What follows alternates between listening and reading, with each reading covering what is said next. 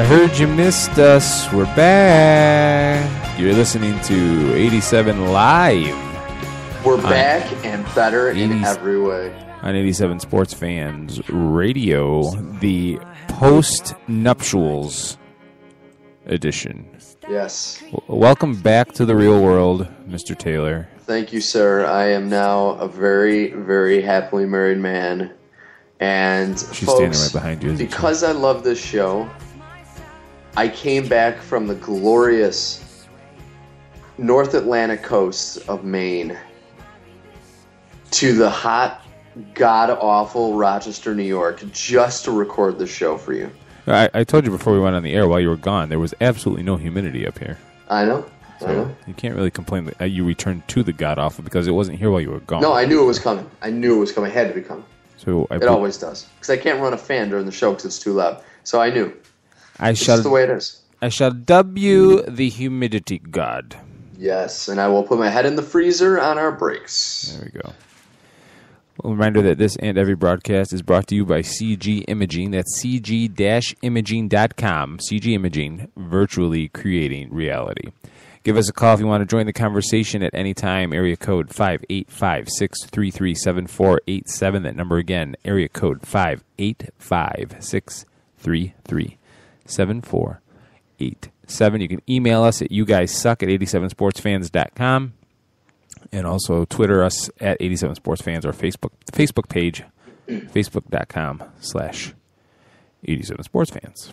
So, took a week off, obviously. We had your little shindig on Monday to marry Which you was off. a lot of fun. Make you a legitimate non-bachelor. Yes. Feels great. I took the fam over the border on Wednesday night. So into Canada, not the place across the border. Then I also heard you took a little trip to Washington, D.C. I did, and magically was there when there were no sporting events going on, like not a single. Yeah, I was also kind of happy that there was no president there because I was afraid that you would get arrested for teabagging. We are just going to keep this sports related in this program because that we can hijack this entire broadcast right now. I'm just grateful that you're not in jail, sir. As am I, for the record. So fantastic. So A-Rod goes to Fenway. Little story about Mr. Rodriguez goes to Boston, and it's now old news. Ryan Dempster hits him. And Girardi goes nuts, and, kind of rightfully so. It was pretty clear that he was throwing at him intentionally, and if you can't possibly confuse Dempster's intention. Whether or not you agree that A-Rod deserves to get hit, you can't argue that Dempster wasn't trying to hit him. So Girardi goes nuts, he gets ejected. Rodriguez atones for it, eventually hitting a 400-foot bomb later off of Dempster. And then Major League Baseball investigates and does its due diligence, and they come up with a 5-game suspension for Ryan Dempster, which is typical for a starting pitcher since they only play one every 5 games. But in this situation, because of the Red Sox's off days, Dempster's not actually going to miss a start. And I was not aware of this until actually I heard it on Mike and Mike. In Major League Baseball, when you get punished for anything on the field, like if you get fined for throwing intentionally at a batter, you don't lose any, or if you get suspended, you don't lose any game checks. Nope. So he's still going to get paid. And that's what they were saying is it was a $2,500 fine, I want to say, and he makes $74,000 a game. I mean, what does that do? What does that do? He has that in his pockets. So I guess what I want to know is because you are an unabashed Yankee fan. Yes. So what's your reaction to Dempster but not throwing? An A-Rod fan, so that's why I'm a good biased person. Right. So take the fine and suspension out of it for right now. What was your reaction to the act of hitting A-Rod? Well, first off, I hate the Red Sox, and I think Dempster, he's a good pitcher, but it was obvious he was throwing it at A-Rod. Does it really? A-Rod's a big guy. It really take you 4 pitches to finally hit him? I mean, it wouldn't have been as blatant as if he would have hit him with the first, maybe even the second pitch that was thrown intentionally at him. But you take 4 pitches to hit the guy. That right there was the most obvious smoking gun in this whole thing that he was intentionally trying to throw at him. Because you don't graze the guy that many times by accident, especially if you're a professional. I mean, maybe once in a while one will get away from you, but you don't throw 4 times at a guy. I mean, that's ridiculous, and it's, to me, it was disgusting. I hated it, and I hate A-Rod. Like, I think he was awful for the game, but what Dempster did is just repulsive. It really is. There's no, there's nothing he can say or the team can say that makes anything positive out of this whole scenario. Like, everything he did was awful. It was not good for baseball. And, you take a guy who's done a lot of negative for baseball with A-Rod, and then you take another guy that wants to obviously get back at him for that by doing more bad for the game. So to me, it didn't make any sense. I thought it was awful. And in retrospect, like you said, A-Rod ended up getting the best of it because he ended up hitting that big home run. Okay, first of all, I'm the first player that when it comes to rivalries, I'll be watching the game and I'll spot off with put it in his ear hole, just out of principle. But if you're going to throw at a player, you get your shot. And if you miss, you miss. And, exactly. And to have it out that bad. Now, there was John Lackey, it was actually the one on the record, is saying that he shouldn't have to face A-Rod because he should be suspended. And I tend to agree with him, but the process is what it is. Yeah. He can play during the appeal, so be it. Now, the attitude of A-Rod, a player who's the recipient of baseball's longest ever suspension, being able to impact the pennant race, does kind of stick in my craw. And yeah, I would probably throw a fastball under his chin if I was pitching once. But by Dempster being so vindictive about it, okay, when was the last time you saw Joe Girardi show that much emotion? Yeah, because he knows. And, that's the thing with Girardi is he's a player's coach. And regardless of what he thinks of A-Rod, he's still one of his players. And that was ridiculous. I mean, that was crazy. He should have been warned or, even pulled after the 3rd attempt. I mean, it was obvious that he was gunning for him. At that point, the ump should have said, wait a second, I know what's going on. You better watch what you're doing. And then if he would have hit him after the warning, then I would hope the suspension would have been a lot worse. But the fact that it was allowed to go on, I don't blame Girardi for getting all pissed off. And, it's when in baseball, the whole retaliation thing, I don't like it because a pitcher throwing at somebody can be dangerous. It's not something that, yeah, he was aiming for something below the helmet, but those balls get away from you. And if, say, he threw an intentional pitch at A-Rod and hit him in the head and caused like a severe injury of some kind. Now, as much as I don't like A-Rod, he doesn't deserve that. He's a piece of garbage. But for all those players that say, oh, he shouldn't be here because he's impacting the pennant race, and I agree with you, he shouldn't, thank your union. The same union that if something went wrong for them, they'd go crying to. So I don't want to hear it. It's because of this insane baseball union that's been ruining the game, in my opinion, for the last 20 years. That's what's allowing him to be doing what he's doing right now. So all players should shut their mouths unless they're not part of the union. Then they can talk. But I think every player has to be part of the union, if I'm not mistaken. Yeah, you don't have a choice. They're the only. I mean, but that whole union. I mean, look, being a Mets fan, Rick Reed was a replacement player during the strike because his parents were sick. Okay. Yes. He needed the money badly. When the strike was over, Rick Reed was going to make the Major League Club, and he had to go in front of his teammates, hat in hand, and explain himself. And they had to vote to allow him to be on the team, but he could never be a part of the players' union. That's ridiculous. You know what I mean? Yeah. So that whole we're the union, we're looking out for players. No, you're not. You are to a degree, but you're not really in the end. No, exactly. Because there's always somebody up there who's getting a big paycheck, and it only gets bigger the more they help these players. You know what I mean? Every time their contract is up and they get rehired, it always goes up. You know, there's always somebody looking out for themselves, not the players. There's another problem I have with Dempster throwing at a batter, and that's that in the American League, pitchers don't bat. So he never has to be put in the same situation that A-Rod was, having a fastball come at your head or your ankles like it was on the first pitch that missed him. But it just screams Bush League to me more than anything. And when it comes to the suspensions, I don't understand why a pitcher who plays on most rotations every 5 games, their suspension is set out the same way with normal players who play every game.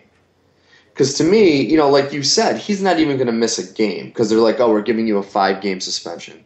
It should be we're giving you a 5-start suspension. I totally agree. You know what I mean? Yeah, and even 5 starts might be a bit much, but 2 starts, okay. 2 starts, exactly. Or at least make sure he misses 1. You know what I mean? At the very minimum, some money. Yeah, at least keep him from, you know, if they're going to punish somebody, the definition of punishment is that you have to lose something. You know, that's the idea behind the concept of punishment. He's not losing anything except he gets his name in the paper that he's being punished. A big freaking deal. Which this makes me wonder, is this a slap in the face to A-Rod by Major League Baseball over the fact that it's obvious that Major League Baseball hates Alex Rodriguez and they just want him to go away? That, I mean, there have been much stiffer penalties for much less in the past. And here, the 5-game suspension where he's not going to miss a game, he's not going to lose any money, he gets a $2,500 fine for a guy that makes $70,000 plus a game. I mean, to me, this is Major League Baseball saying if you would have hit anybody else, you probably would have, you know, had your ass to the wall. But since it's A-Rod, that's me slapping my wrist right there. You know, a slap on the wrist. You probably have a point. Obviously, no one will ever admit to it. We'll never find out. But you could read into that, saying that, you know, because A-Rod's not going away quietly either. No. And, you know, you got to think now. Bud Selig is a lot of things. The commissioner's office is a lot of things. But they're not stupid. Mm-hmm. Okay? If they're going to hand out the biggest baseball suspension in history, I'm willing to say, hey, they probably have a decent case against him. Okay? Mm-hmm. So his lawyer's going out to all the morning talk shows and everything saying this and this and this about the Yankees and this and this about Major League Baseball. And I don't remember the name. I'm going to screw this story up. But somebody from Major League Baseball sent a letter over to the Today Show, I think it was, or whatever, saying... Yeah, when Matt Lauer was interviewing him. Yeah. Agree to the suspension, and we'll release everything we have. Yeah. Oh no, that would violate the process. Now all of a sudden you're not willing to put up. So... Yeah. As you see today, A-Rod officially sent a letter out to the media saying, I'm putting an end to this. Neither me nor my attorneys are going to be talking to any media. Like he's making himself out to look like the good guy because he's saying that he wants to take away all the distractions from his teammates for their, and I'm using quotation fingers, postseason run right now, that he wants to put like a hush over everything. And I'm like, I bet they planned this whole thing. Oh, because that is the sleaziest looking lawyer I've ever seen in my life. But but getting back to the original topic here about Ryan Dempster hitting A-Rod, Ryan Dempster did what I previously thought was impossible, and that was make A-Rod defendable. Yeah. You know, because now his teammates are railing around this guy who's been nothing but a distraction. Yep. Okay, is threatening pretty much everything they've worked for. You know, at least this year. This year's been a struggle from the get-go. They've been besieged by injuries. All right? And now he comes back, and he's just been a giant distraction ever since. And now he gets suspended, and he's going to appeal, and he's going to try to play through this appeal process when everybody's just wondering, why are you even allowed on the field? Yeah. You know what I mean? It's just a disaster. So, again, and then using that to kind of answer your other question, could this be a slap in the face to A-Rod by Major League Baseball? Absolutely, it could be. Absolutely. And here's the door this opens, though. Obviously, this was not in any way a harsh penalty. So it pretty much leaves open the door for someone else to do this, and soon. And if that does happen, what is going to be the fallout from it? You know what I mean? Is it going to be another slap on the wrist penalty if somebody does this? Is it going to be something harsh? Because you got to wonder, if it's another beaning, which is an obvious attack on A-Rod, and Major League Baseball does nothing, will that help A-Rod's case with the whole appeal? Yeah, right. Saying, hey, baseball is not doing anything. They're people are out for my head. What's going on? I don't think so. I think after all this, if Major League Baseball presents its case and A-Rod ends up winning this appeal, I will be angry. Because why are you letting this drama show linger into October? You know what I mean? They want to deal with it in the off season. All right, well, you better have an open and shut case here, because you're going to make a giant distraction. Whether the Yankees make the playoffs or not, you're going to have a giant distraction all through the playoffs and World Series, because all anybody's going to want to know is what's going to happen with Alex Rodriguez in the off season. Well, the funny thing is that I believe Major League Baseball is doing this to keep baseball relevant, because in 2 weeks, it's 2 weeks, almost 2 weeks from today, the NFL season starts. Well, and as soon as that starts, no one's going to remember baseball. No one's going to give a damn about A-Rod. I mean, even now, when you go on ESPN, before training camp started, the A-Rod thing was number one all over the media. As soon as the training camps have started with the NFL, 75% of all sports shows are about the NFL.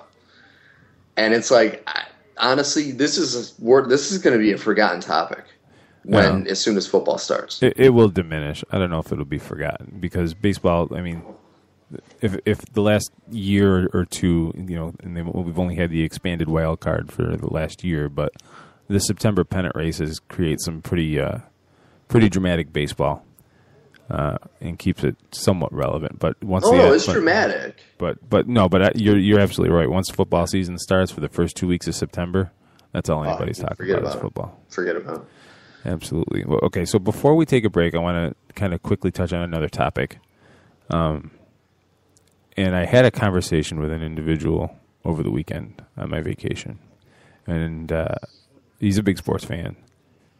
And the subject came up about whether it's okay to cheer for, I don't want to say hope, but cheer for opponents or rivals' injuries. So, say if you're, randomly speaking, a Jets fan, and a Patriots player is injured out for the year, you get excited about that? I mean, what's your thoughts on this, on cheering for injuries? Never. I think that is the lowest of the low, cheering for an injury. Our society has become very violent. You can tell by just everything in our entertainment and whatnot. Violence it's almost like a non-factor. It's, you watch TV now, if they show a nipple, it's a rated R movie, but you could have guys getting their heads caved in with axes on with The Walking Dead, and it's okay. You know what I mean? It's violence to us is nothing, but in a sport, especially a sport like baseball, when, like we discussed, if a pitcher is throwing a 90-mile-an-hour ball at you, it could cause irreparable damage. It could cause serious mental damage if it hits you in the head. Same with football. Some of these guys that are getting sacked as far as quarterbacks, or some of these guys that are getting the helmet-to-helmet hits and getting knocked out. I mean, there have been concussions that have led people to committing suicide. There have been hits that have caused players to become paralyzed for the rest of their lives. And to me, that's not the sport. The sport is direct one-on-one confrontation. And intentionally trying to hurt somebody is just the ultimate of poor sportsmanship. And to me, I would never cheer for somebody to get hurt, ever. Like today they said Aaron Rodgers had a cold. Okay, I was like, yeah, he has a cold, because it's a cold. It's not something that he got an injury or whatnot. But if I saw him get hit on the field and he was down on the field for 20 minutes, I would feel bad for the guy, even though I hate his guts because he's a Packer. You know what I mean? It's what separates us from the mindless dregs that drink and puke on little kids at football games. Those are the jackasses that enjoy people getting hit. There comes a point where you need to look at yourself and say, okay, am I a sports fan or am I a big a-hole? And that's kind of the way I look at it. And we have a caller. Do you want to identify yourself? Angry Eric. Angry Eric has joined the broadcast. How are you? Now, to be honest, I did not mention any names in this, but if you would like to clarify the error, ladies and gentlemen, if you're listening and following the discussion, Angry Eric is the individual that I had this conversation with. So I will give you equal airtime to give your side of the argument. All right, when you talk about, when we had this discussion, Keith, when we went to Washington, when you talk about injuring a player and then hurting a player, the fact that I was talking about was hurting a player, I will defend. I think when you sit there in front of a TV and you smash him or you crush him or lay him out, any of those terms you're talking about, you want that player to be hurt. I'm not talking about being injured for, the entire year or for weeks on end, but you want to hurt them. It's like when a boxer goes in front of somebody in a boxing ring, right? The boxer doesn't want to kill him. He doesn't want to hurt him forever, but he definitely wants to hurt him and knock him out into a victory. So back in the 60s and 70s in the NFL, players mentality was to hurt somebody and to lay people out and to knock them out in the game. And that's kind of how it is evolved differently nowadays. But still, the fact that you want to hurt somebody, you want to knock them out of the game. I mean, and the difference that we were talking about and that you were going at me about is that the fact that I don't want anybody to be injured for life, but definitely someone to be hurt in the game. So what's the difference? You can't make that line. I argue it from the angle of that's just putting bad karma out in the world. But to be the difference between hurt and injured and cheering for it or hoping for it is an area I don't think anybody really wants to go. So when you're the Bears, which is your team, is playing against another team, and say the Packers, make it angry. Say the Packers. Say the Packers. Say the Bears are playing the Packers, and you're rooting, of course, for your Bears. And you're like, oh, crush Aaron Rodgers, smash that dude. Do you not want one of your players to knock Aaron Rodgers out of the game? No, absolutely not. Oh my gosh! I'm telling you, don't believe me. We went through this in the car.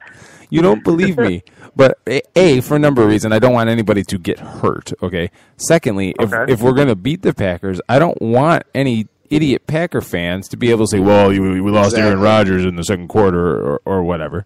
Okay. And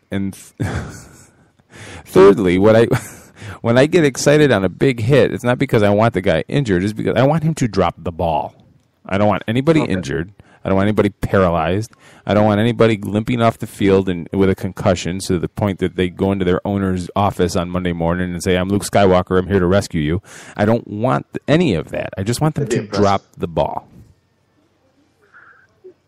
So when you can't compare and the two of a boxer and an NFL player, when a boxer goes to the ring, he doesn't necessarily want to kill somebody, but he definitely wants to hurt his opponent. See, boxing is a different Yeah, it's a different sport. I mean, he's intent. Like, that's the whole part of boxing is to knock the other person unconscious. Where football is just to score more points and keep the other team from scoring. For the record, you mentioned baseball before, and baseball is a different sport too. I mean, you're talking about throwing at a batter and everything. That's a whole different sport too. I don't think that the thing is that a pitcher's throwing at another batter necessarily to intentionally hurt him and put him out of the game. I think it's just a hurt. I don't think it's even a hurt. I think it's just I don't know how you want to put it, but. No, that's the thing, though. I mean, if you're a pitcher and you're throwing a 90-mile-an-hour ball at somebody and you don't expect it to cause them some, the potential for some really serious pain, then you need to rethink what you're doing because, like I said, if the ball gets away from them and it hits them in the head or hits them just right in the knee and shatters it, that person could be out for quite a while. So here's a perfect example. Okay, I'm a Mets fan. Okay. We've had 2 games against the Braves this year in the last 6 weeks, 4 to 6 weeks, where we have demolished a player from the opposing team. Okay? Now, in the new alignment of the National League, the Mets and Braves, we don't like each other. Okay? Yes, the Braves have been a ton more successful than the Mets, and that's part of it. So they are our division rival. I don't worry about the Nationals. I don't worry about the Marlins. Okay, the Phillies, yes, I get angry at them too. But the Braves are the team. Okay, there was no part of me that was excited that Tim Hudson's ankle got shattered, and there was no part of me today that was excited that Jason Hayward's jaw got fractured. And so you're taking Jason Hayward out of the Braves for the next 4 to 6 weeks, which now we're in the end of August, is just about the rest of the regular season. Now, sure, the Braves have like a 30,000 game lead in the NL East, and it's probably not going to make that much of a difference whether they make the postseason or not. But still, there wasn't a part of me that was excited about that or saying, good, that's what they get, or anything like that. Because, but I think you have to differentiate, Keith. I think you have to differentiate between injury and hurting somebody. I mean, when an NFL player, a receiver, goes across the middle of the field, and the defenseman, safety, hits him and hurts him, right? That receiver is going to think twice about coming across that middle like that again when he catches the ball. So, I mean, that's what I'm talking about, hurting him like that. You know what? That receiver is going to come across. When he gets hit, when he gets crushed, he's going to think twice about it. But this is I agree with that. This is not what you said. Want them to come back into the game. This is not what you said in the car, and I will get my wife on the phone if I have to verify. You have had 3 days to think about this point. This is not what you said over the weekend. This is a much more refined opinion. And yes, if you want to use the difference between hurt and injured in that, then I could find an angle to agree with you. But I do not want to see anybody ever injured. Please, other callers, people call in and back me up on this one because this one I'm strongly going to stand behind. All right, we beat this. No pun intended. We beat this to death here. So, Eric, thanks for calling. We're going to take a break. When we come back, we're going to hit the NBA with Monty, the sportologist. He is on the air. You're listening to 87 Live on 87 Sports Fans Radio.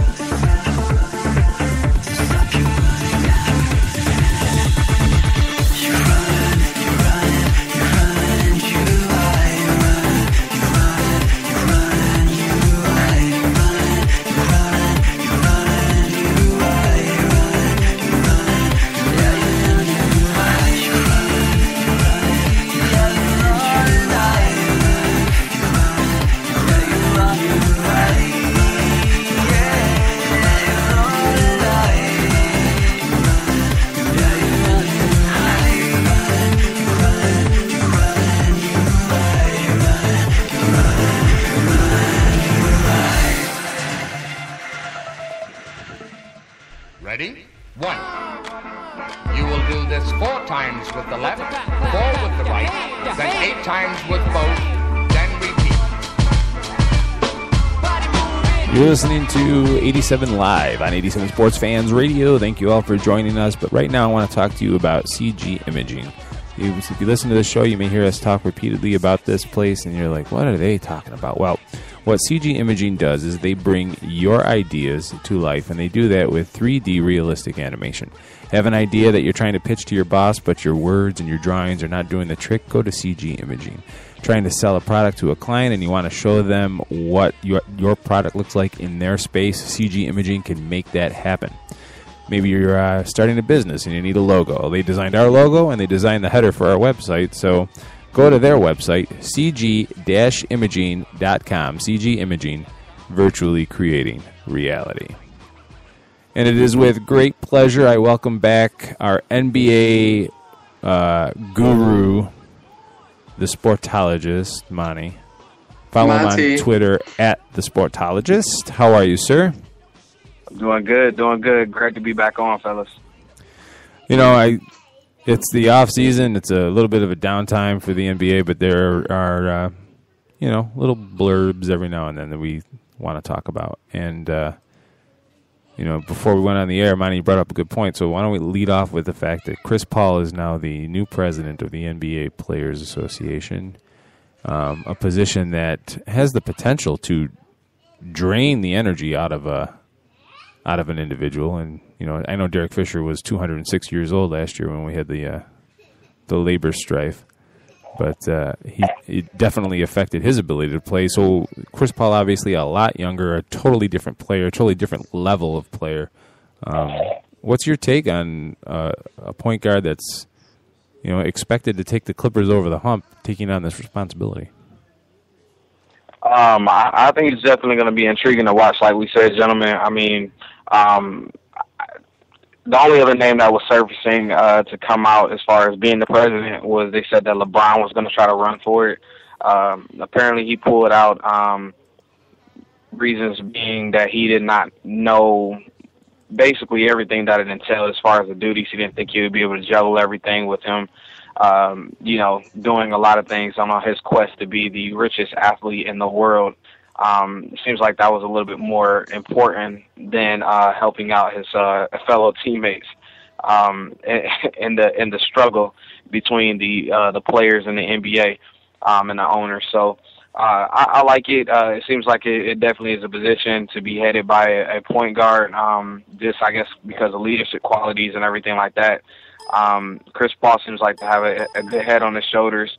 But like I said, he's going to be asked a lot, not only having those duties, but then also being the mainstay. The Clippers gave him a huge contract to be able to come back and try to lead this team into the playoffs and deep into the playoffs to the championship. So it's definitely going to be intriguing to watch to see if it affects his play at all or see if he can juggle all that effectively. Okay. Another news and notes. The Milwaukee Bucks signing Larry Sanders, signed to 4 years, $44 million. To me, it seems like I guess in the NBA, it's not all that much money, but I don't know. I don't know if I buy Sanders as a legit center in the NBA.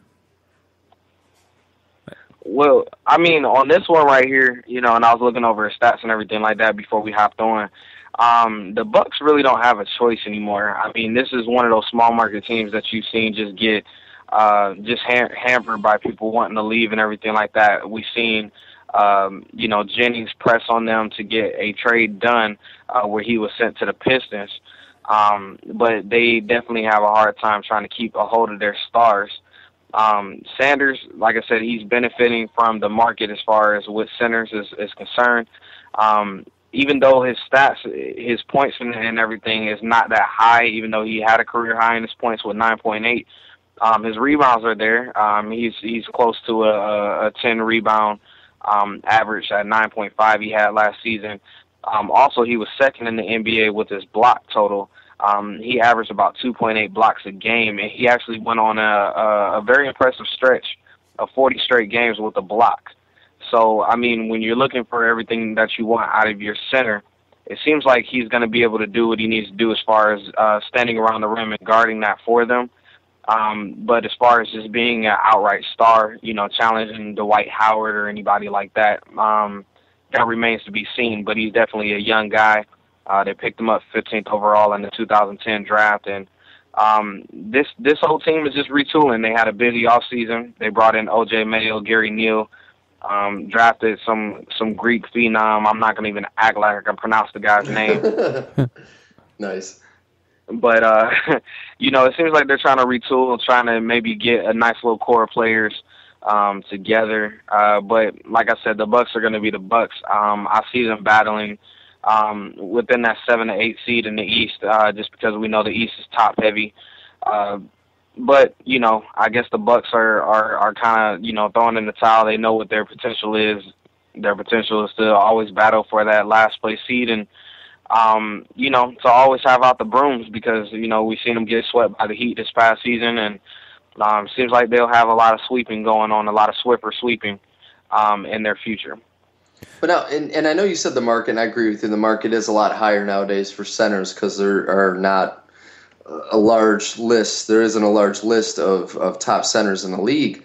But for somebody that doesn't average so far in his career double digits in either points or rebounds, is he really worth double-digit million a year? I mean, it's $11 million a year right now for somebody that you said is under 10 in both points and rebounds so far in his career. I just think they might have pushed a little too high with the dollar value. I can't imagine that there were teams out there willing to give him that much. That's a very good point, but at the same time, I mean, when it comes to to centers in the NBA, we've always seen them, unless they're just a dynamic talent, they always take a little bit longer to develop, you know what I'm saying? And I guess they like what they've seen as far as what he brought to the table so far. And, as far as trying to add another big man in the draft, it can go either way. Noel coming out, we've seen Anthony Davis come out and everything like that, not really make too big of splashes. But centers have definitely become endangered, if not extinct, in this league. And everybody's trying to step out and shoot three-pointers now and do all of that. We've seen the horribleness from Andrew Bynum, where he looked like he was going to step in and be just that top center, but we've seen his knees go out on him. We've seen Greg Oden, his knees go out on him. I mean, Yao Ming, his feet, and I mean, it just seems like, those guys are definitely very injury prone, man, and it's very hard to find a guy that's going to stand around and guard the rim. Centers, we're talking about, Hibbert now. We're talking about maybe Tabit. I mean, these guys weren't guys that was just jumping off the paper as far as saying, they're going to be, a great talent or anything like that. But like I said, the market for the centers is low right now, and he's doing for them what, you can ask from a center from a certain standpoint as far as, rebounding and guarding the rim. The blocks is really what jumps out to me for him. So he's going to be a tremendous defender for them. But other than that, man, I mean, it's a hard thing. It's a hard pill to swallow, man, for a small market team. You're always going to see small market teams kind of reach a little bit to at least keep somebody there, because if not, they'll get gobbled up by a larger market and go on about their business. Now, BasketballReference.com has a stat that I've cited before called win shares, and I'm not going to get into the explanation behind it. Basketball-reference.com, you can find out everything you need to know about it. But basically, it's the amount of wins that a player contributes to their team. And through 3 years of a career, they have similarity scores. So for players that had similar progressions for their first 3 years, he compares to Cedric Ceballos, Troy Murphy, Don McLean, not the guy that sang American Pie. You sure? Some old-time guys you probably never heard of, Ronald Franz, Jamal Mashburn, you're obviously not an old-time guy, Alan Henderson, and then the name that jumps out to me on this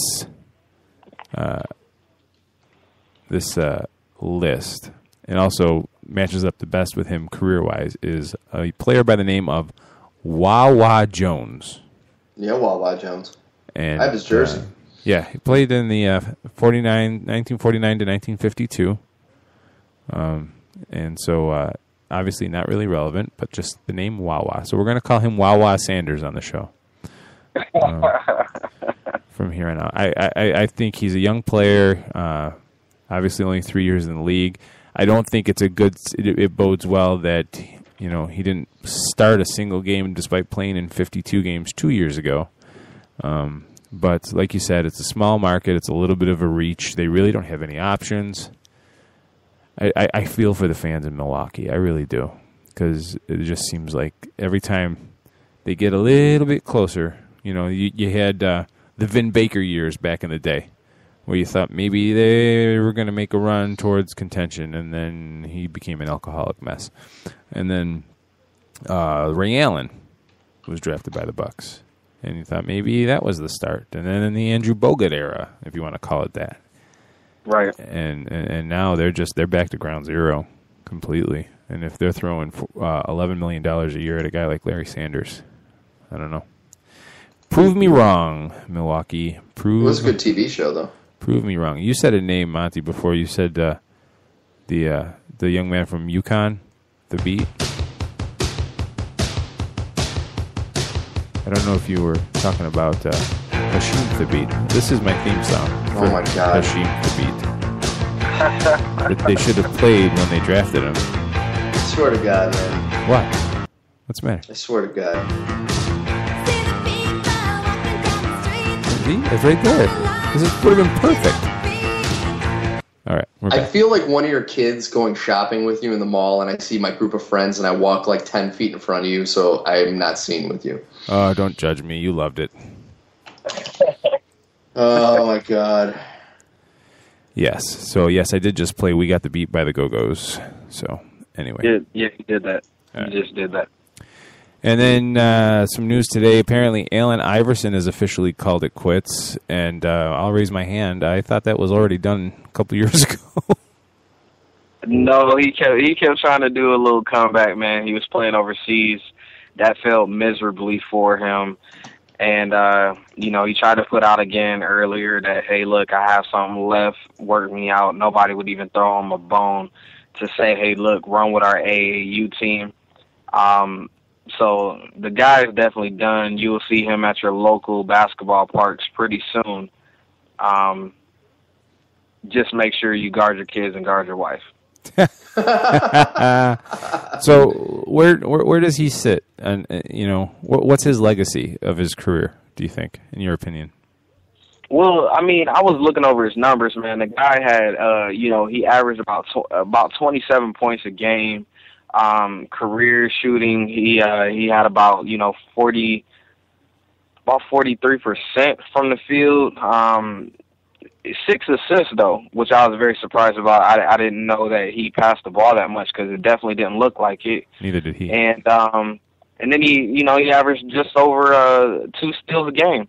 The guy, man, I mean, he was definitely a great scorer. What went down for him is just the fact that he was a guy that was on a terrible team. I mean, if you guys remember the team that he led to the championship team, I think that was one of the worst teams that he that was actually in the championship besides the LeBron James Cavaliers when he went and got swept by the Spurs. It's just quite unfortunate. I don't think that, a lot of people are saying when I put the question out earlier on Twitter, they were like, yeah, I think he deserved the championship or whatever, or a ring. I wouldn't necessarily say that because the guy was plagued by nothing but off the court issues. And I think that's what definitely sealed the deal for him. Because you can't say he was injured a lot or anything like that. He was definitely, very reliable as far as starting and being on the court. But his off-the-court issues is what did him in. He couldn't handle his personal life. So just another guy, man, that goes down as having tremendous talent and being a shoulda, coulda, woulda, man. And, what could he have done if he would have, balanced that personal life and professional life? I wanted to see him do some things when he was on the Denver Nuggets, paired up with Carmelo and they had a nice little squad there for a second, but it was just at the wrong time. You know how the West is. They're definitely very very thick with talent from the top to the bottom, and just couldn't make it out, man. I mean, Carmelo is not a passer either, and he's definitely a ball hog and so was Iverson, man, and it just didn't work out the way it looked on paper. So it's quite unfortunate, man. But you know, he's definitely getting a lot of love from a lot of people out there, as far as being a tremendous player, which he was. But another guy that couldn't handle his personal life. Yeah. Unfortunately, kind of like Jim Mora in the NFL, he's going to go down in history for one soundbite, and that's the playoff soundbite. No, or not playoffs, practice. Practice. Right. We're talking about. That's how he's going to be known. No matter all of his skills and all of his accomplishments, until the day he dies, he will be known for that. Right. Absolutely. Well, let's take a trip down memory lane. Okay, the 1996-97 Philadelphia 76ers. That was Iverson's rookie year. The coach was Johnny Davis. They finished 22-60. Okay. Iverson was playing the point. Jerry Stackhouse was the two guard. Clarence Weatherspoon was the small forward. Oh my God. Derek Coleman was the power forward. Yeah. And Scott Williams was the center. Okay. There is not a single name on this depth chart that you would consider a workable backup, except for maybe, and I admit I am stretching the definition of workable to Michael Cage. Man, that is an atrocious. You need to take a drink. Take a drink on that one, fellas. Seriously. Wow. Yeah, I'm not proud that I said Michael Cage was a workable backup, but hey, Michael Cage was a solid rebounder in his prime, but that didn't last very long. Yeah, I think. Anybody tell you that I missed practice? If a coach say I missed practice and y'all hear it, then that's that. I mean, I might have missed one practice this year, but if somebody say he doesn't come to practice, it can be one practice. That press conference will live in infamy, and then they made the auto-tune version, the song, and that one press conference probably shaped his time in Philly. I think, unfortunately, they totally ignore the fact that he took them to the finals. Mm-hmm. You know what I mean? Well, what year was that? 2001. They went to the finals. 2002. Was that the first Laker championship? It was the first Laker championship. Yeah. Yeah. Which I feel was like a given for them. That was just too easy. Yeah.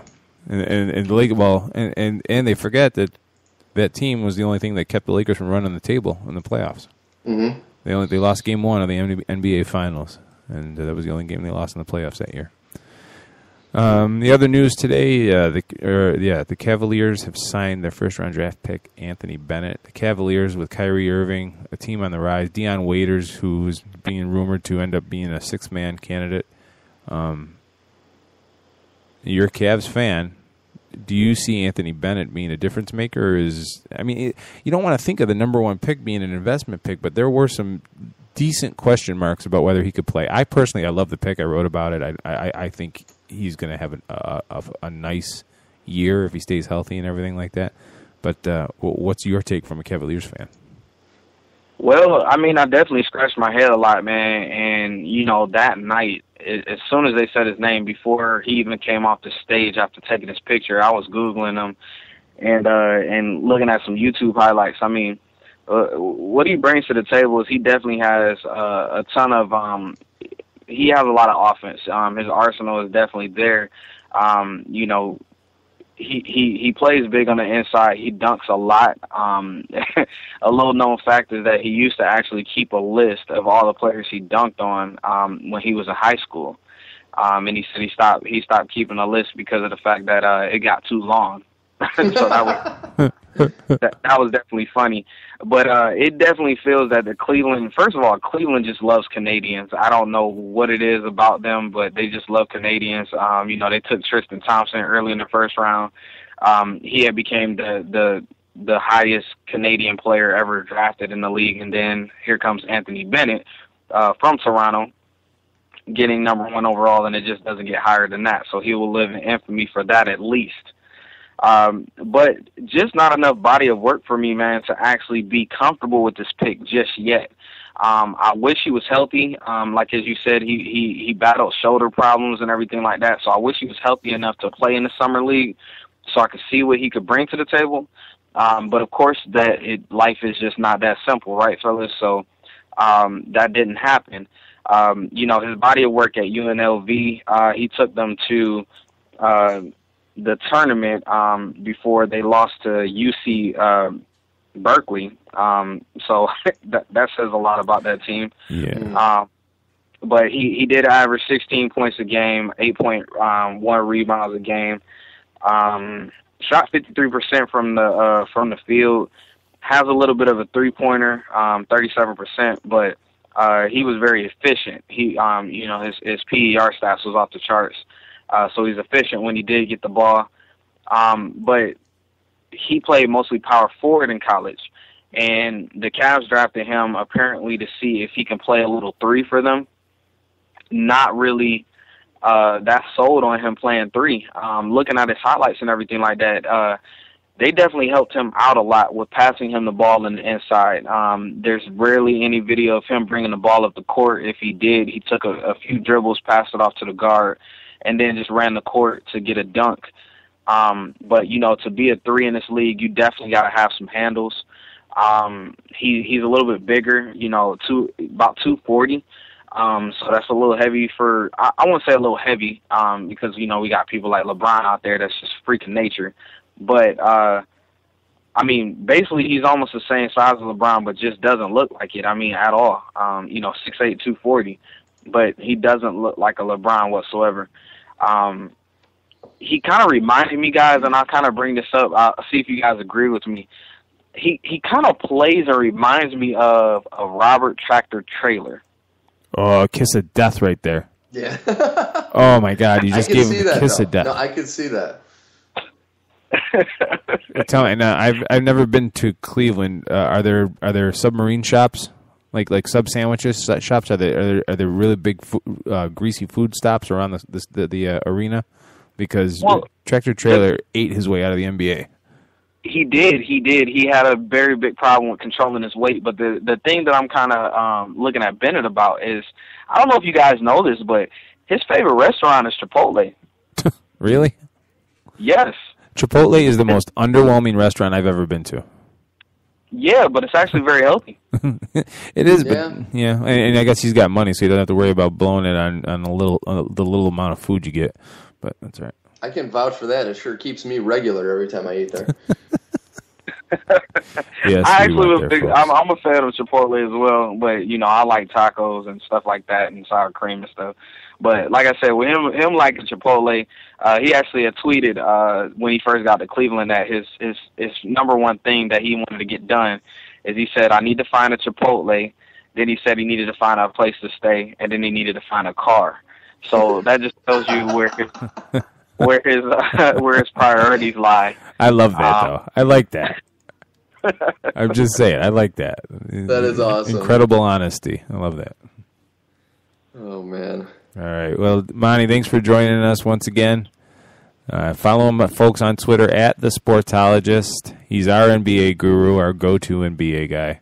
Thanks for joining us again. We'll be right back. When we come back, it's that NFL time of night with Jim Sarantias, the Fantasy Greek. You're listening to 87 Live on 87 Sports Fans Radio.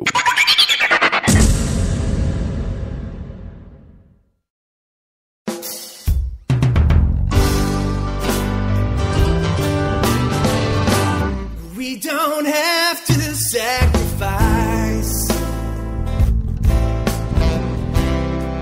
We don't have to change our ways. Just keep rolling on and on. Sleep through days and days and days. We work all day and nothing gets done. We don't really care, just passing time.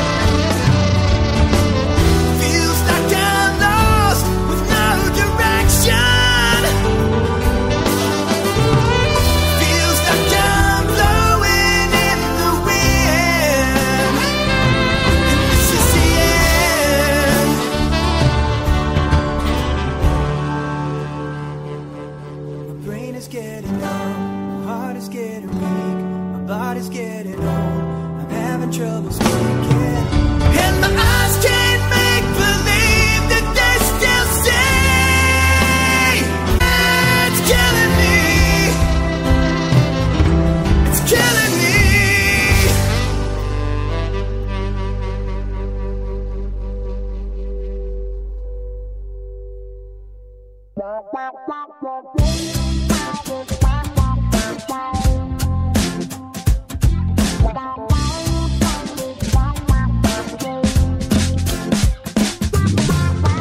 you're a mystery. Tell me what's a girl gotta do?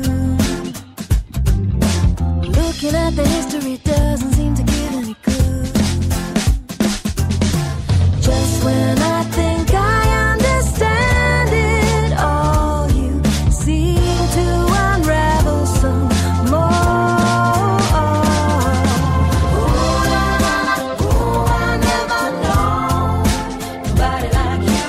Ooh, now I know you're down and neighbor.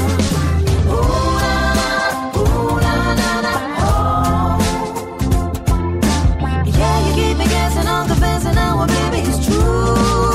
I never know nobody like you. Baby, you're an enigma. Baby, you're a riddle. I'm caught up in the middle of you. I'm trying to think bigger, but I can't seem to figure it through. I wanna make it better, but now I'm scared of looking a fool. Oh, baby, no, I've never been very good at playing it cool.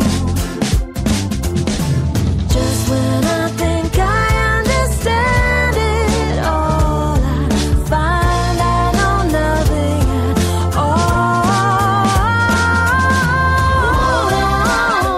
I never known nobody like you. Now I know you're down and neighbor. Yeah, you keep me guessing, I'm confessing now, well, baby, it's true. I never know nobody like you. Baby, you're an enigma. Baby, you're an enigma.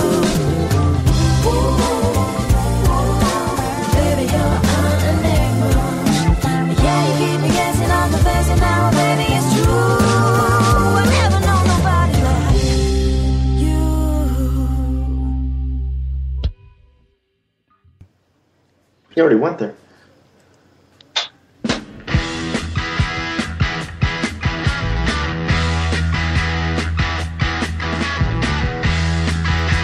You hear the music, you know what that means. It's NFL time on 87 Sports Fans Radio.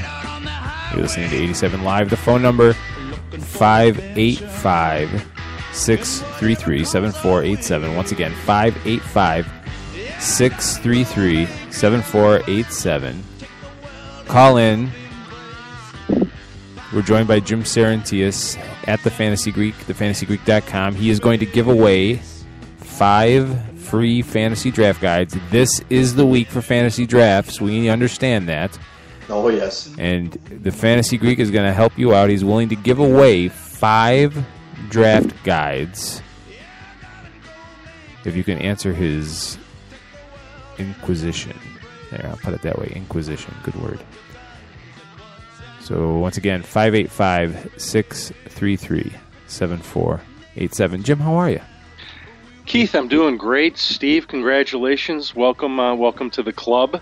Thank you, sir. I'm glad to be a member. Absolutely. I'm the happiest man on the planet because of my wife, I will say. Now, Keith, I have to say something to you. She's You made standing by. that sound very evil, like I had some sort of, just like a math test to give here. No. But you will play the role of Inquisitor with something so valuable on the line. Yeah, but when you said Inquisition, all I thought about was History of the World Part 1 and a little song and dance by Mel Brooks. I don't know. I can't see Jim doing that. The Inquisition. Oh. What a show. Okay. Oh, I could do it. Oh, God, no, please, Yeah. Jim. I love you, please. Well, all right, here we go. So, everybody who's listening tonight, we're going to have some fun. If you've been to the site, it's www.thefantasygreek.com. It's no longer a blog. It is like this very cool site, very interactive, featured articles, drop-downs, all types of cool stuff you can check out. And right now we're selling our draft guide for $20. And the draft guide, has rankings. It has some neat articles, including if you have the first, overall pick, what to do with it. We've got profiles on 250 players, I believe, plus players, something like that. And it's all electronic and gets sent directly to you. And on top of it, by purchasing it, you get a subscription in our exclusive Skybox membership club, which gives you access to different types of reports at different times of the week to help you set your roster. Plus, a really cool feature, which is Ask the Fantasy Greek. You just send us an email with set my lineup, and I'll respond and tell you what I think you should do. So, to get the 5, what you need to do is hopefully you're on Twitter, and you tweet to me at the Fantasy Greek the answer to the following question, and the question is this: what is the name of one of the 2 players who are not quarterbacks and not kickers that are active top scorers in the league? Give me the names of one of these 2 players, and I'll get you a draft guide. All you need to do is tweet me at the Fantasy Greek, and I'll follow you. You'll give me your email, and I'll get you a draft guide right away. Call 585-633-7487 if you want to chat in person, or you can hit Jim up on Twitter. 5 draft guides going out for free. Amazing. Oh, and if you want to call in, you could call in too. That'd be great. I'm fine with that. Absolutely. All right, so guys, they are chock full of information for those who are listening, more than you could ever imagine. And I did send you guys each Curtis Scott, and I believe Lamont as well. I think he was on the email. I think you got one too. Yeah, I've already digested most of it. I'm sure Steve made Cliff Notes because he's going to need it more than me. For our draft. Shut up. Oh my God. Hey, we just, not for nothing, I have a smartphone, an iPhone, and the Score Center app just announced that Allen Iverson retired. So we actually got the scoop on the Score Center, even though it was probably it was ESPN's reporting that we scooped, but that's okay. Anyway, back on subject. Just one quick note: our NFL preview show is next week. We'll be going on an hour early, 9 p.m., because it's going to be a action-packed, information-jammed show. You will hear all 3 of us give our picks for each team's record, and then Jim will give the fantasy slant on each team. So you don't want to miss that. A lot of you will have your drafts already by that time, but help in setting lineups, absolutely. Yeah, absolutely. Yeah, and it should be entertaining. And just so it's clear, guys, the little question here, I know you're going to Google it and figure it out, at home if you don't know it off the top of your head, but it's the draft guide. The Skybox subscription is separate from that. If you buy the draft guide on the site, you get them both. But for tonight, I'm just going to get you the draft guide, and then the rest of it's up to you, and I think you'll enjoy it. But anyway, I'm ready to go. If you guys are ready to go, we've got an hour to slam down a bunch of stuff, which hopefully will help people for their drafts this weekend. All right. So the Texans, Antonio Smith, ripping the helmet off of Richie Incognito. Suspended for the remaining preseason games and one regular season game. Your opinion on this, is that too much, too short? What's your take on it?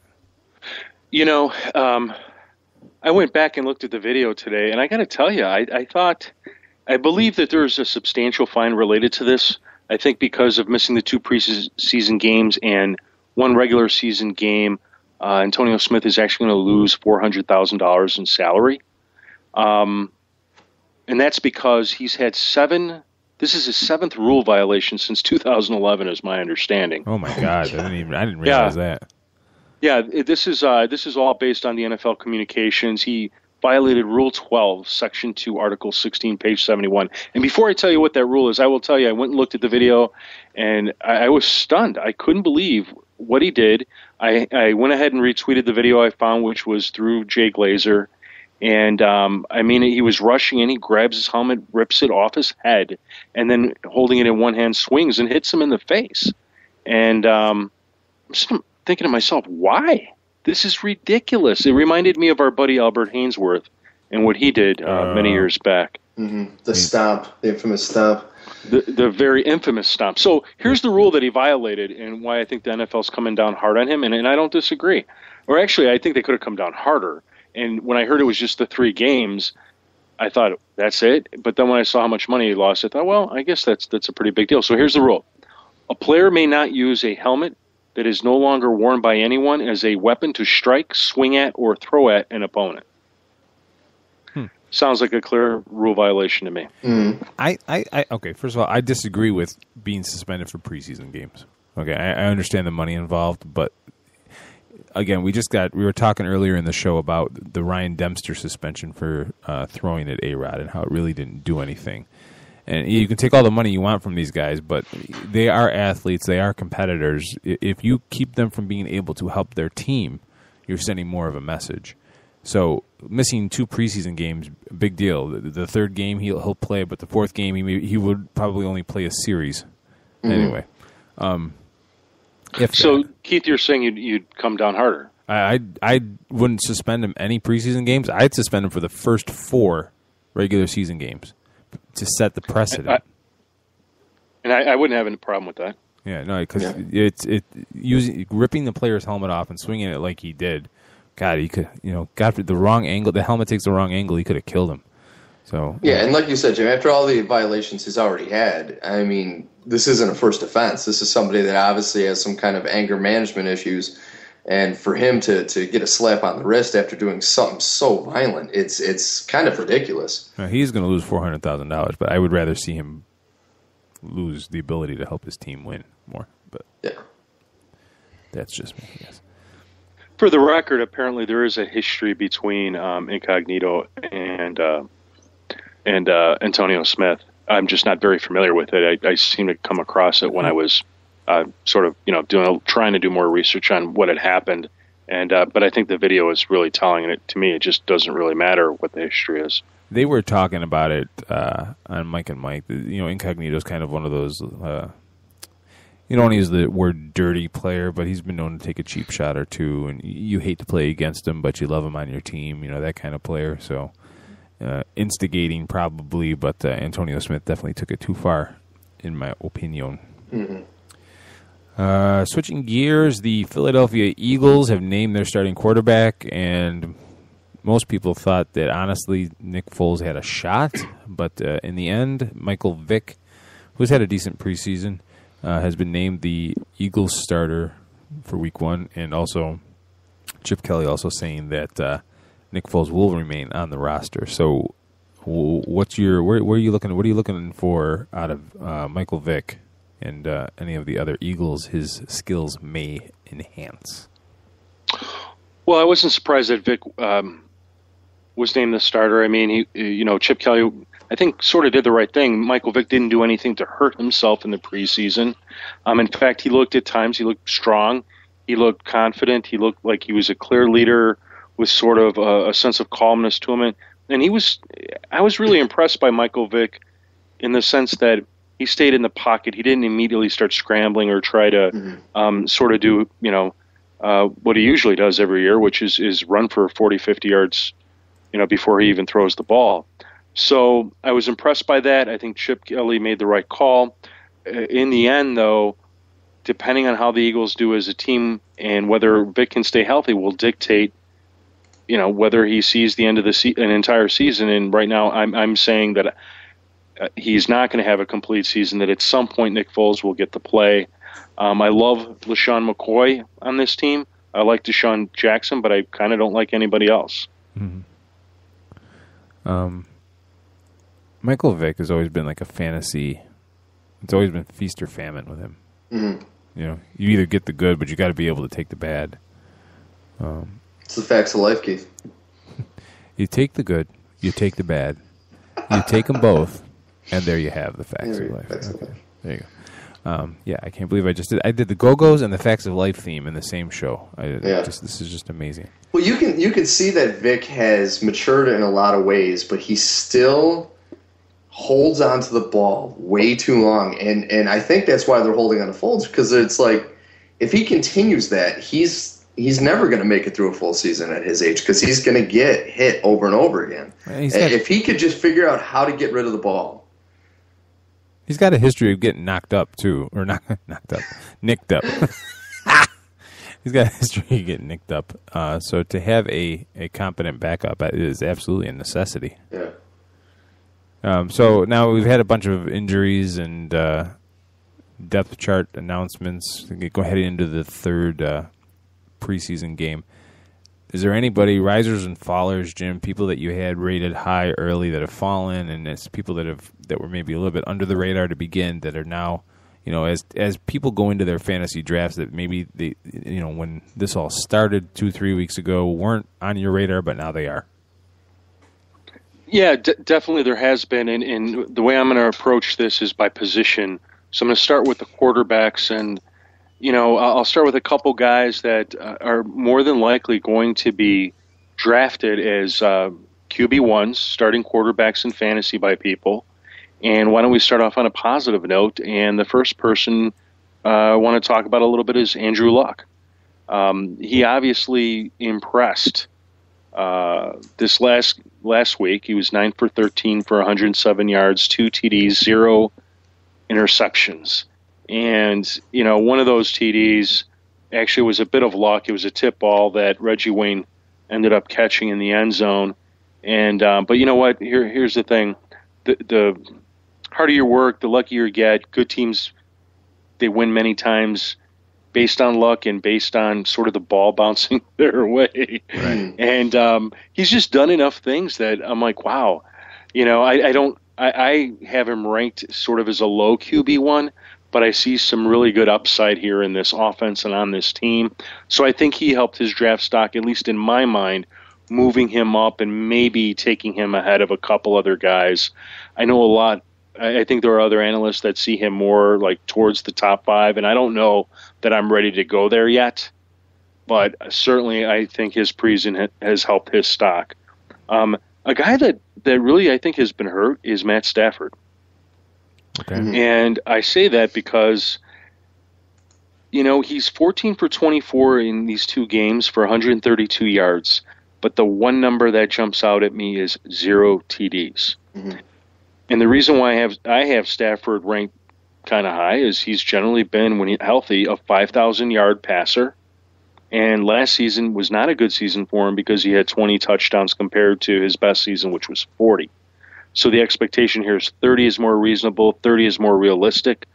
And not to have at least 1 touchdown in 2 games is bothersome, and it's even more bothersome that Calvin Johnson hasn't played yet, because it's making me wonder, is he sort of a crutch for Matt Stafford, and what does that say about the other players on the team? I'm a little worried about him, and for me, he's fallen a little bit, and I could see people passing on him if that's what they want to do. What about the Pittsburgh running back situation? Well, here, for anybody that doesn't know, Le'Veon Bell was diagnosed with a Liz Frank injury, and apparently they're going to try and treat it non-surgically. It's an interesting injury because it can occur simply by a twisting of the bones in your toes, or right above your toes. They can also be broken, which is really bad because many times they have to put a screw in to help set all the bones. He's going to be out for 6 to 8 weeks, which means to me, I mean, I wouldn't draft him. Right. And as far as the other running backs, Isaac Redman's next on the depth chart, but I think it's Jonathan Dwyer that's the better of the two, and he was the better of the two last season. And sort of a weird wrinkle in all this is Lerod Stevens-Howling, who in the first game of the preseason was, I think, awesome. I mean, it's the best running I've seen this guy do since he left the Cardinals. So, in my opinion, if I was anybody drafting this weekend, I'd avoid all of them. And we have a caller on the line. Area code 512, first name and location, please. Benton, Austin, Texas. Well, how you doing, sir? Thanks for calling in. What's your question, or you got an answer to the Fantasy Greeks question? Yeah, I got the fourth pick in a 12-team standard, and I have no idea what to do with the second-round pick at 21 overall. Oh, in the second round? Okay. Yeah. All right. Well, here, what I've been preaching to everybody is you want to try to stock up on running backs early. So, first of all, if for example, I did a mock tonight where I was drafting 5th overall. I got lucky, and for some reason, Drew Brees had not been drafted. I had already picked up Marshawn Lynch in the first round, and I just went ahead and then I grabbed Drew Brees thinking, you know what, he should have been drafted a couple picks ago. Next round, I'll go get my second running back. But if Brees wasn't there, I was going to just get the best available running back, and in the very next round, go for a wide receiver. Now, what ended up happening is I ended up getting Doug Wilson in the 3rd, and I didn't address my wide receiver position until the 4th round, and then I ended up being okay. So you have to sort of, if you don't know what to do, get the next best available running back. If for some reason a top quarterback like that, like Aaron Rodgers was there right before I picked, and somebody took him, and Drew Brees was there, I'm like, well, I'm taking him too. So my team ended up being, and I thought it ended up being pretty good. It ended up being Marshawn Lynch, Drew Brees, Wilson from the Giants, Reggie Wayne, Ahmad Bradshaw, Anquan Bolden, Mendenhall, Jordan Cameron, Josh Gordon. So I ended up, I think, getting a pretty decent team. So, my best advice to you is if a good quarterback falls to you, grab him. If not, grab yourself a running back and try and make 3 out of your first 5 picks running backs if at all possible. Thank you. You're welcome. All right. Thank you very much for the call. Thanks for calling. All right. So you said a name in that roster that you just read off, and that was, I believe, the Cleveland Browns tight end, Jordan Cameron. Yes, sir. How high are you on him? Because his name seems to be coming up a little bit now. You know what? He's one of my risers on the tight ends. Jordan Cameron in these first 2 games has 4 receptions for 72 yards, and the most impressive number of all is 2 TDs. And what's sort of happening is because of this emphasis of picking up on running backs, you can sort of end up in a situation where you're getting slighted either on your tight end or slighted on your wide receivers. And I just think that between Jordan Cameron and Zach Sudfeld from the Patriots, these are 2 guys that, man, they look like, and they're playing like low-end tight end ones with some really good upside. So I'm high on both of them. In fact, in this one draft that I was just referencing, I got both of them. I figured, you know what, one of the 2 of these guys is going to pan out for me, and if not, I could just go back and forth between the 2. So I'm high on these 2 guys right now, and I'm going to move them up my ranks before this weekend. Outstanding. Again, we've talked about it before. Our league is a little bit of a deeper draft because it's a dynasty league. So like I'm like looking at the players available in our league, and there's Tony Romo's available. What do you expect out of him from a fantasy standpoint? I have Tony Romo as the last QB1 in a 12-team league. He's a solid guy. He's consistent in the way I sort of grade and look at quarterbacks. I put him at about my number's a 370. Just to give you an idea, he's generally between, let's say, a 360 and a 380 every year. Even the years he's been hurt, if you project the numbers out, he's generally in that range. And that range is very stable. It's a low QB1. So, if you miss out on every quarterback and you're the last guy picking a quarterback, and Romo's there, and Andrew Luck's not there, and Russell Wilson's not there, Matt Stafford's not there, which I would be stunned if any of those guys were, Tony Romo would be the next logical guy, and I would even say ahead of a quarterback like Eli Manning. I want to take a quick step back. I was going to ask you this when we were discussing the Steelers and what's going on with the running backs.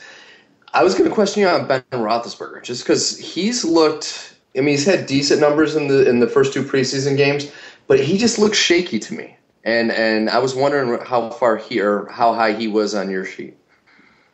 I want to say I have Bennett around 15, 16, somewhere around there, and I'm actually thinking of moving him back at least one spot and moving up A.J. Dalton. Okay. I agree with you. It's one of those things where, there's only so much of watching him scramble, and he's great at it, but there's only so much of watching him do that and sort of sitting there and saying, you know what, he's due to be injured again, or his numbers are going to be tempered because they're in a tough AFC North.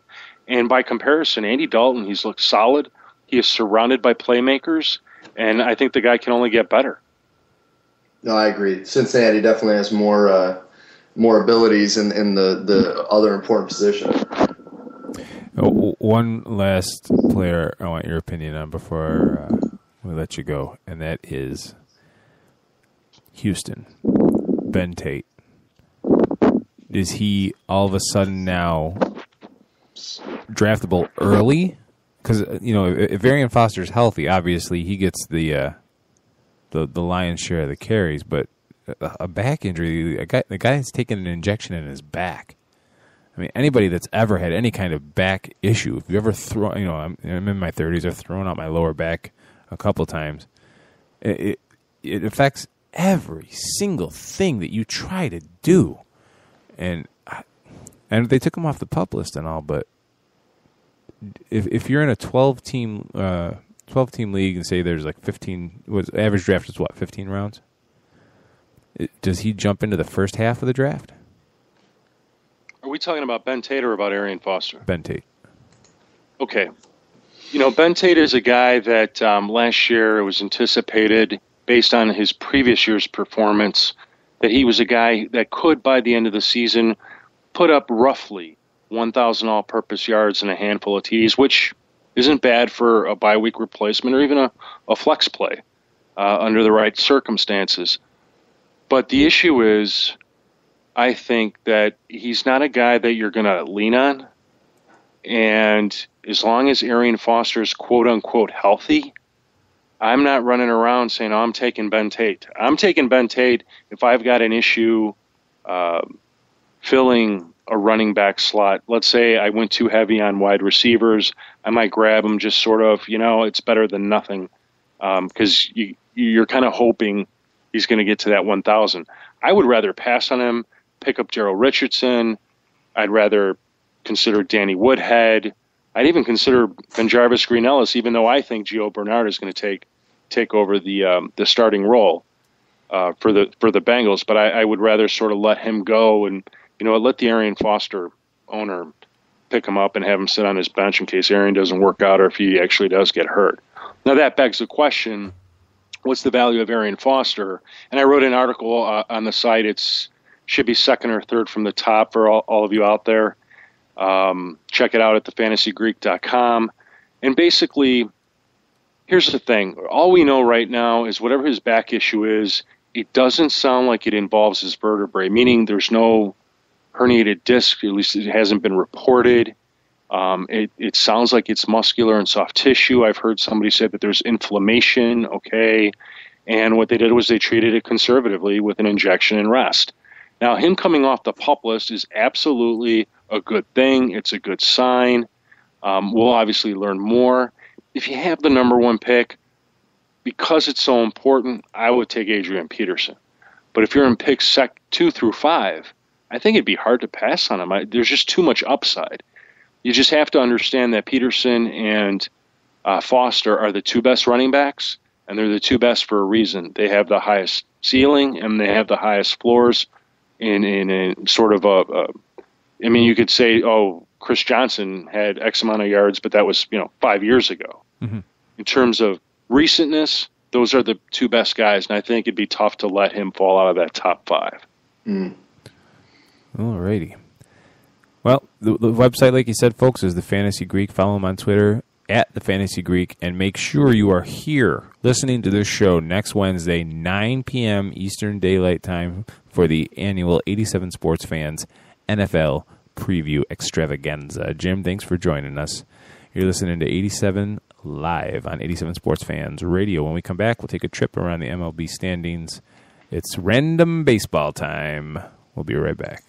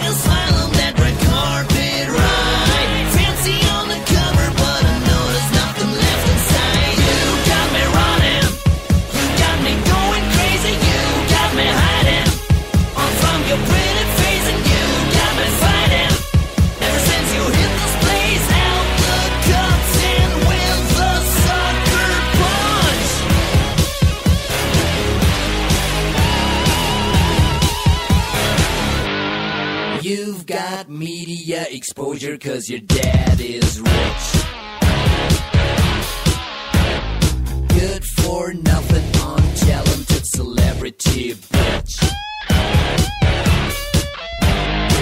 You never had the guts to rock with me, 'cause you're a teeny idol wannabe.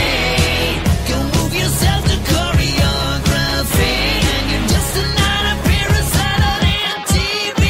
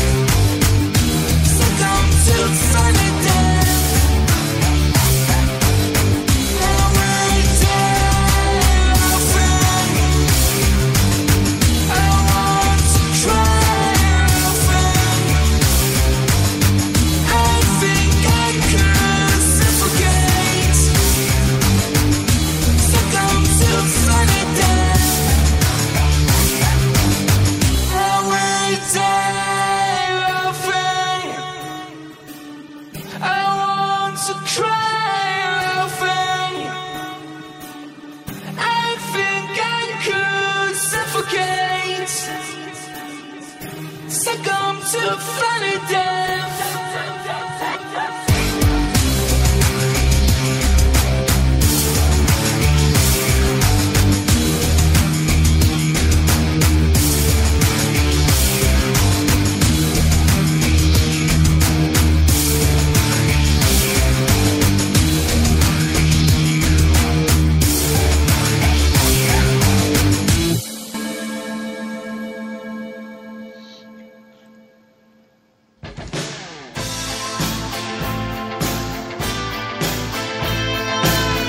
You're listening to 87 Live on 87 Sports Fans Radio, the final segment, final 20 minutes. But one last time, I want to talk to you about CG Imaging.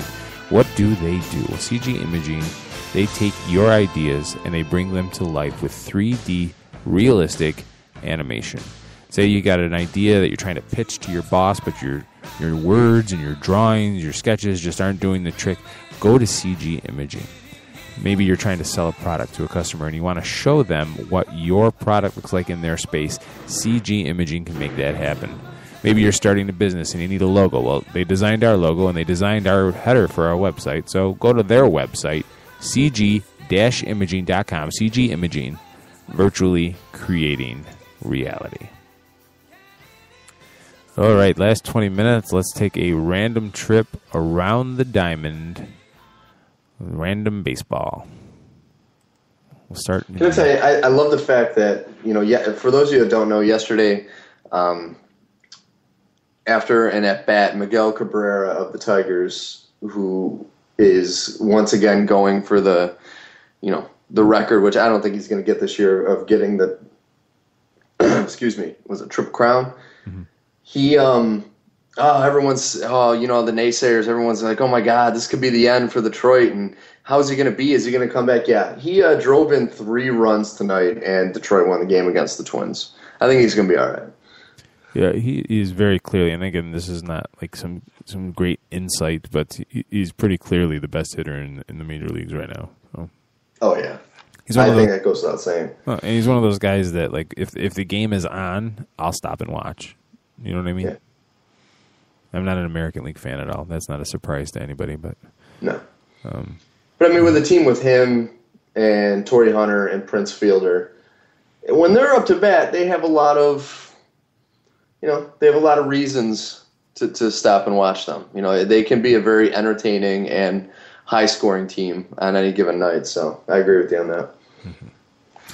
So, starting in the National League, the Atlanta Braves, you can just shut down the division right now. Up 15 games on the second place Washington Nationals, who I have to throw myself on my sword. The Nationals, yes, they've had injuries, they've had this, they've had that, but they are underperforming, to say the least. Yeah, but I mean, you can't just say it yourself. I mean, every expert, and I'm doing quotation fingers again, every expert expected them to be in Atlanta's position and being the team that was going to be the National League's entrance into the World Series. And the fact that, 2 games under 500. At this point in the season, they're 2 games under 500. And I never would have thought that. I picked them to win 100 games this year.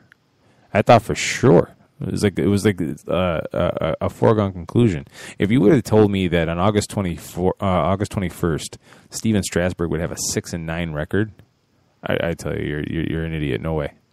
Yeah. Gio Gonzalez 7-6. Jordan Zimmerman's held up his end of the bargain, 14-7. But it's and I think you were right what you were saying before when we were talking with your cousin there. With Hayward out now, 4 to 6 weeks, Hayward out with 4 to 6 weeks with the broken jaw. Even if they lost half of the games for the rest of the season, they're still in great shape. Mm-hmm. It's amazing. It really is amazing that this team, I think out of any franchise in any sport, there hasn't been a more consistent team than Atlanta. Maybe you could say making a play for the San Antonio Spurs in recent history. Because the Braves are always there. They're never in the basement. It's amazing. that they can continue to do this. I'm looking at the national stats right now. Okay, so Steven Strasburg, I said, was 6-9. Okay, he's got a 2.93 ERA. His WHIP ratio is 1.059. Right? That screams that it's the Lando Calrissian "It's Not My Fault" award. But they are 12th in fielding percentage. Yeah. So it's just been a combination of a lot of things. Because if you think about it, a 2.93 ERA does not transition normally into the record he has. Mm-hmm. I mean, that's Bryce Harper's. You kind of feel for the guy a little bit. The funny thing, Bryce Harper's hitting 270, which is exactly what he hit last year. Exactly. So it's like.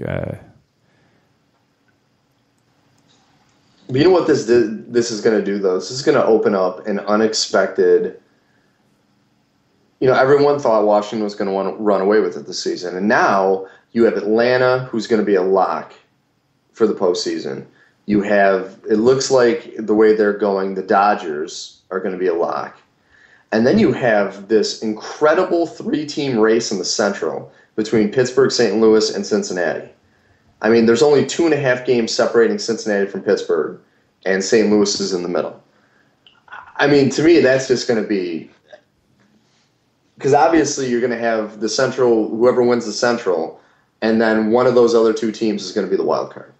You got the Braves at 76 and 49. The Pirates have not slowed down. They've won. They got 74 wins, and then the Dodgers at 73 wins. Did you see the first kind of glimpse at maybe what's under the hood with Yosiel Puig the other day? He's so full of himself now. Getting fined for showing up late. Again, could mean nothing. Guy could have gotten caught in traffic, but.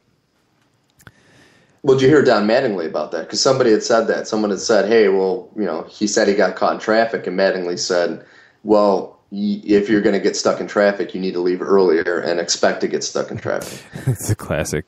And and that's what I like about Mattingly. Is he not only did he fine him, but he didn't start the game yesterday. Puig was actually on the bench. He ended up coming in and hitting a big home run that won the game for him. But Mattingly took the, arguably the hottest player in baseball right now.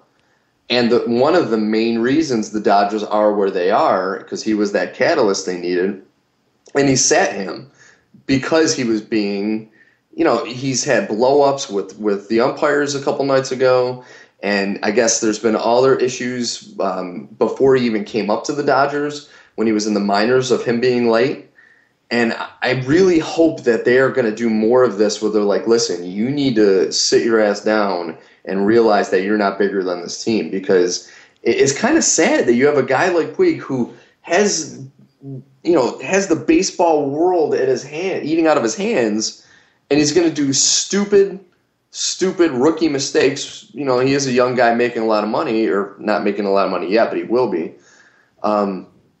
It's sad to see, and it's even sadder that there are all these guys that are supposedly his mentors and friends in baseball that have been here that are not stopping him and saying, you need to pull your head out of your ass.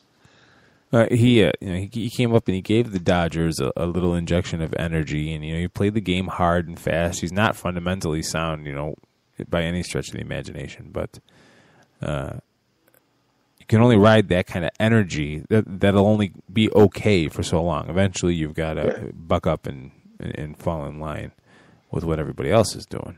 And you said it perfect. This is fundamentals, because he's a big, strong, fast kid that can hit. But when it comes to doing fielding, he can throw somebody out from the outfield like Bo Jackson used to do. But half of the time, he throws it in the wrong direction, and in trying to do so, misses the cutoff man, which it should have gone to. It's like me on softball. Mm-hmm. There is no cutoff man. You know what I like about being a Mets fan? There is something to like? Mediocrity. Mediocrity. Yes. Okay. Yes. Okay. In the last 10 games, they're 5-5.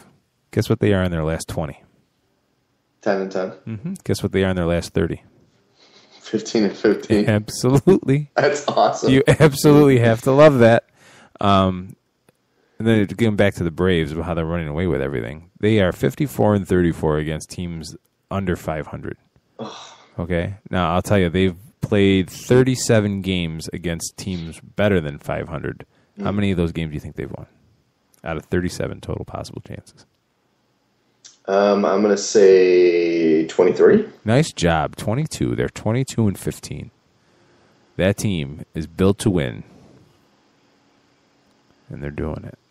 It's amazing. It really is. And you know, and I hate to say it, but I look at the American League, and you have some solid teams in, you know, Boston's playing real well still, Tampa, Baltimore's kind of hanging in there, but at this point, I don't even know if they're going to get the wild card, because you have teams like Detroit, who's probably going to take the Central, but then Cleveland's still playing well. Texas and Oakland are right in there. But I look at the American League, and I take all of those top teams. I don't think they're going to beat either the Braves, the Pirates, the Cardinals, or the Dodgers in a 7-game series. I don't think they are. So to me, the American League is almost a non-entity.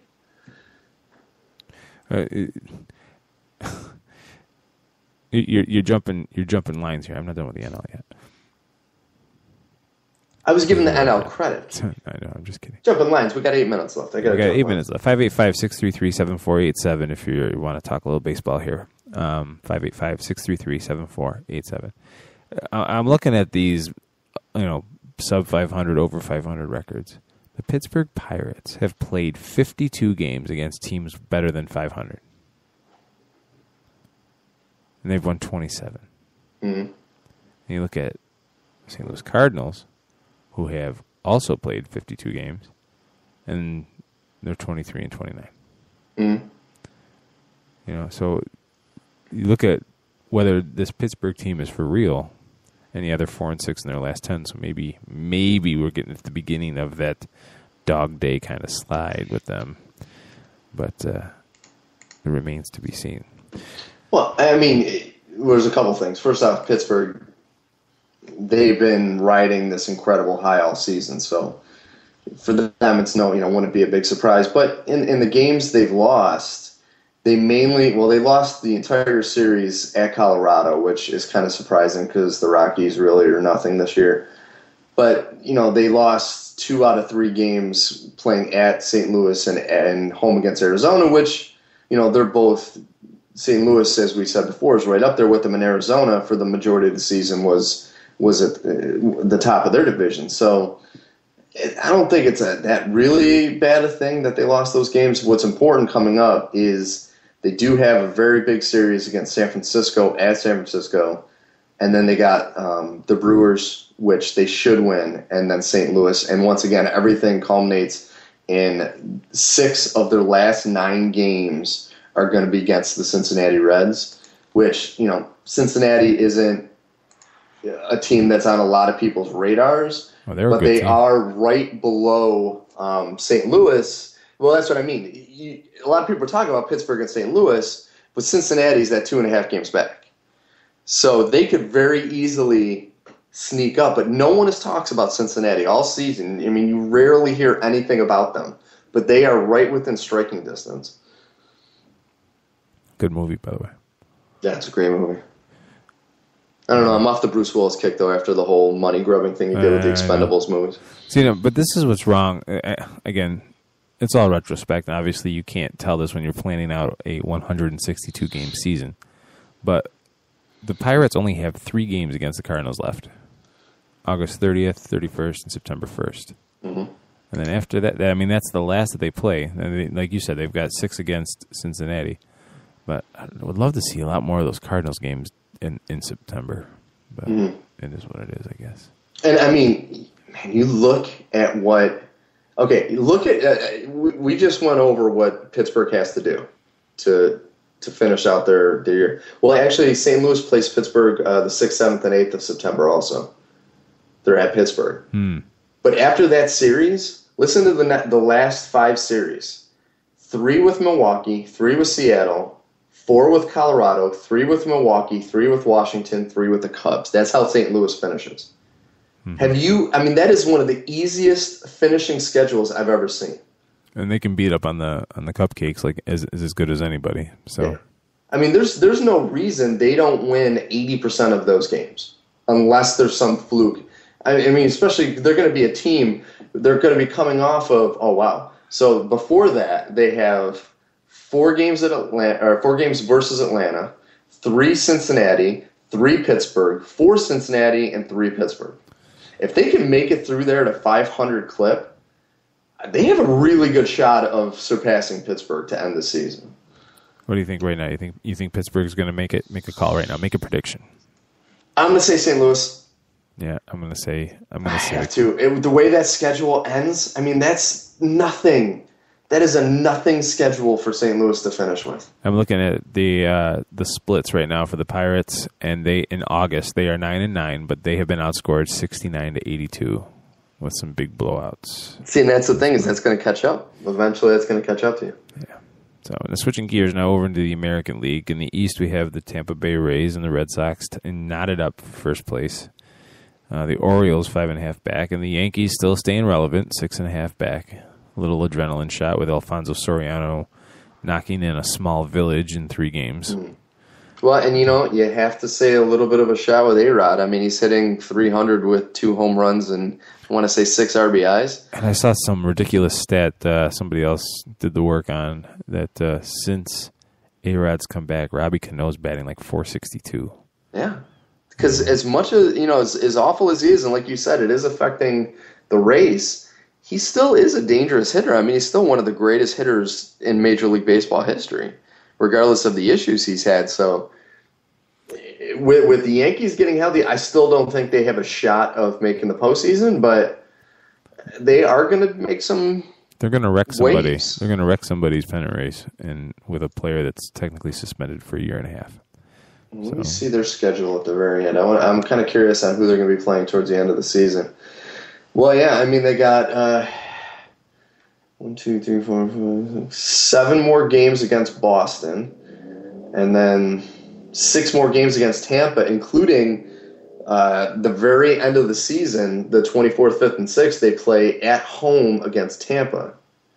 So if you have a Red Sox Tampa Bay neck and neck at that point, the Yankees will be, probably getting close to potentially getting a wild card. They'll be at home in late September. It's really hard to beat the Yankees then. So they could disrupt Tampa big time. They're 8-2 in their last 10. Pointed in the right direction. Yeah, their pitching, though, is still so bad. Yeah, previously they were having trouble scoring runs, and now, you trade for Soriano, which... there's another wrinkle to this. We only got like 2 minutes left. So, Brian Cashman is publicly going after A-Rod.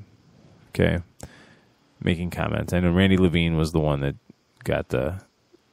was opening his mouth the most before, but Cashman's told A-Rod to basically shut up, in the media before, and he was overruled on the Alfonso Soriano trade, which so far has worked out pretty good. Yeah, Soriano's like he's 10 years younger. I just get this feeling that Cashman is, I don't want to say on his way out, because he's done a lot of good for that team. I get the feeling he's not that secure. No. Coming to work every day. And this is kind of embarrassing for him, because, you have a guy who's running one of the biggest franchises in any sport in history, and you can even argue the biggest franchise in history, and when they're struggling to make it to the postseason, he's doing little spat fights where he should be part of this. He shouldn't be saying anything. He should be focusing on the team. And it's kind of embarrassing for somebody of his position, I'd have to say. It's different if one of the Steinbrenners was speaking up, because, they've been known for that with Georgie over the years. But for Cashman to do it, I think it's poor taste. You got Levine and Cashman going back and forth with A-Rod's camp and everything.